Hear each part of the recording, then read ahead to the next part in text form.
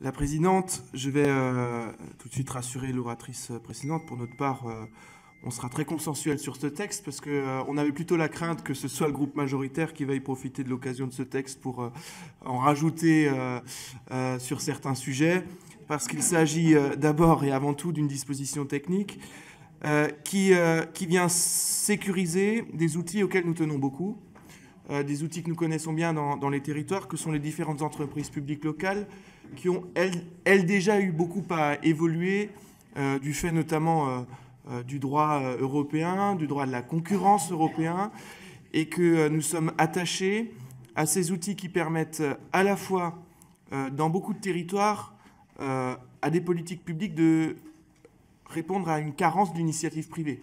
Parce que la plupart des SEM, des SPL, elles répondent bien de cette logique-là. En carence d'initiatives privées, on dote les collectivités d'outils pour intervenir dans le champ économique.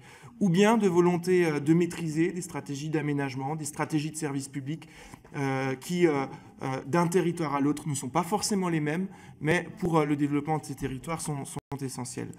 L'arrêt du Conseil d'État du 14 novembre 2018 remet tout cela en cause. Et je dois dire, de mon point de vue, cet arrêt est particulièrement désagréable dans l'interprétation qu'il fait du rôle des collectivités territoriales dans les territoires et de leurs outils que sont les SEM et les SPL.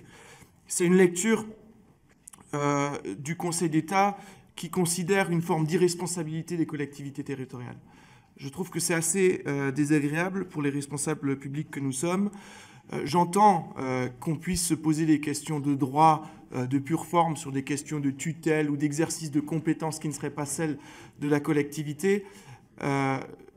Si le Conseil d'État connaissait un peu mieux les outils que sont les SEM et les SPL, il saurait bien que ce ne sont pas des outils de concurrence entre les collectivités, mais bien de rassemblement, de complémentarité, de co-construction, de coopération.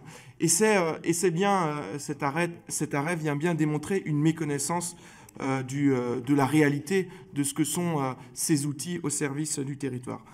Donc nous serons favorables à ce texte et nous serons favorables à une adoption conforme pour que rapidement tout cela puisse être sécurisé, parce qu'on a déjà vu des circulaires d'un certain nombre de préfets de départements, je pense à la Seine-Saint-Denis, aux Hauts-de-Seine, à la Haute-Loire, aux Pyrénées-Orientales ou à la Haute-Savoie par exemple, demander à des organismes de se conformer à l'arrêt du Conseil d'État.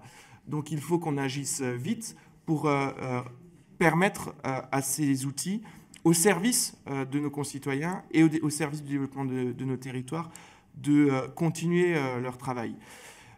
Il y a pu y avoir dans les différentes discussions des volontés d'avancer sur des sujets connexes et qui ne sont pas forcément dénués d'intérêt. D'ailleurs, je pense par exemple à la question de la transparence du fonctionnement de ces outils. On est favorable à la réflexion sur ces sujets-là, mais on souhaite que cette réflexion vienne dans un autre texte, à un autre moment, plutôt lorsque nous discuterons de façon plus générale, et c'est ce que nous souhaitons, de l'évolution de l'organisation territoriale, et que ce texte se limite à une portée technique pour avancer rapidement sur les établissements publics locaux.